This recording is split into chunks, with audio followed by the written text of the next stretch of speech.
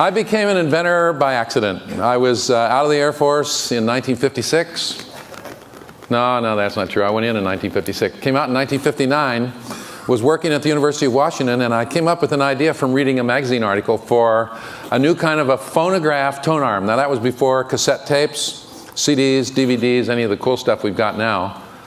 And it was an arm that instead of hinging and pivoting as it went across the record, went straight, radial linear tracking tone arm. And it was the hardest invention I ever made. But it got me started, and I got really lucky after that. And without giving you too much of a tirade, I want to talk to you about an invention I brought with me today, my 44th invention. No, that's not true either. Golly, I'm just totally losing it. My 44th patent, about the 15th invention. I call this hypersonic sound. I'm going to play it for you in a couple of minutes, but I want to make an analogy before I do to this. I usually show this hypersonic sound and people will say, that's really cool, but what's it good for? And I say, what is the light bulb good for? Sound, light. I'm going to draw the analogy. When Edison invented the light bulb, pretty much looked like this. Hasn't changed that much. Light came out of it in every direction.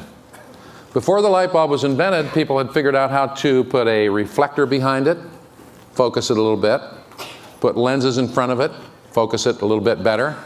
Ultimately, we figured out how to make things like lasers that were totally focused. Now think about where the world would be today if we had the light bulb, but you couldn't focus light. If when you turned one on, it just went wherever it wanted to. That's the way loudspeakers pretty much are.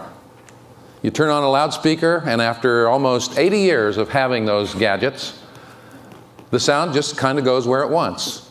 Even when you're standing in front of a megaphone, it's pretty much every direction. A little bit of differential, but not much. If the light bulb was the way the speaker is, and you couldn't focus or sharpen the edges or define it, we wouldn't have that, or movies in general, or computers, or TV sets, or CDs or DVDs, and just go down the list of what the importance is of being able to focus light.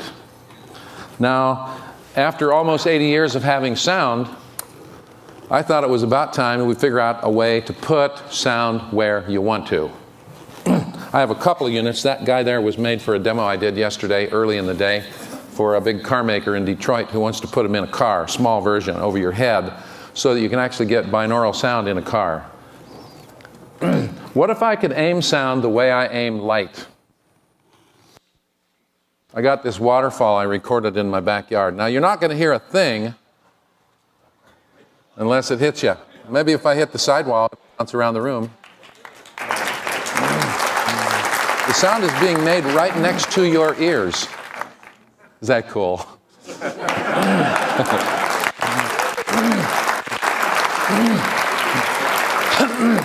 Because I have some limited time, I'll cut it off for a second and tell you about how it works and what it's good for. Of course, like light, it's great to be able to put sound to highlight a clothing rack or the cornflakes or the toothpaste or a talking plaque in a movie theater lobby. Sony's got an idea. Sony's our biggest customers right now. They tried this back in the 60s and were too smart, and so they gave up. But they want to use it in the... Seriously, there's a mix an inventor has to have. You have to be kind of smart. And though I did not graduate from college, doesn't mean I'm stupid, because you cannot be stupid and do very much in the world today. Too many other smart people out there. So I just happen to get my education in a little different way. I'm not at all against education. I think it's wonderful. I think sometimes people, when they get educated, lose it. They get so smart, they're unwilling to look at things that they know better than. And we're living in a great time right now because almost everything's being explored anew. I have this little slogan that I use a lot, which is virtually nothing, and I mean this honestly, has been invented yet. We're just starting. We're just starting to really discover the laws of nature and science and physics. And this is, I hope, a little piece of it. Sony's got this vision, back to get myself on track, that when you stand in the checkout line in the supermarket, you're going to watch a new TV channel. They know that when you watch TV at home, because there are so many choices, you can change channels, miss their commercials. 151 million people every day stand in the line at the supermarket. Now, they've tried this a couple years ago and it failed because the checker gets tired of hearing the same message every 20 minutes and reaches out and turns off the sound. And you know, if the sound isn't there, the sale typically isn't made. For instance, like we're on an airplane, they show the movie, you get to watch it for free. When you want to hear the sound, you pay. And so ABC and Sony have devised this new thing where when you step in the line in the supermarket, initially it'll be Safeways. It is Safeways. They're trying this in 3 parts of the country right now. You'll be watching TV. And hopefully they'll be sensitive that they don't want to offend you with just one more outlet. But what's great about it, from the tests that have been done, is if you don't want to hear it, you take about 1 step to the side and you don't hear it. So we create silence as much as we create sound. ATMs that talk to you, nobody else hears it. Sit in bed 2 in the morning, watch TV, your spouse is, or someone, is next to you asleep, doesn't hear it, doesn't wake up. We're also working on noise canceling things like snoring, noise from automobiles. I have been really lucky with this technology. All of a sudden, as it is ready, the world is ready to accept it.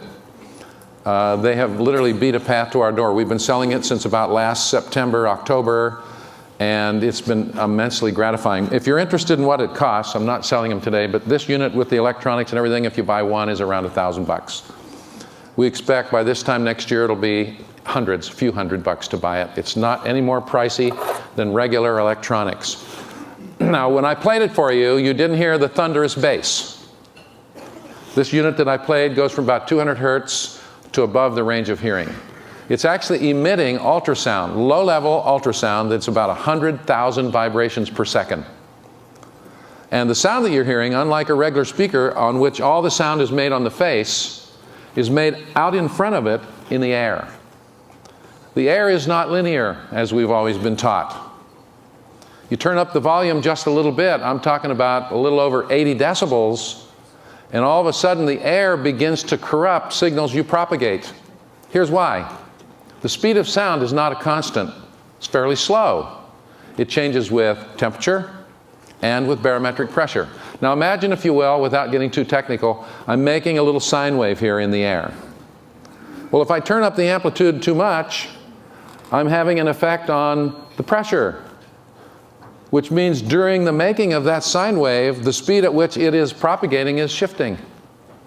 All of audio, as we know it, is an attempt to be more and more perfectly linear. Linearity means higher quality sound. Hypersonic sound is exactly the opposite. It's 100% based on nonlinearity. An effect happens in the air.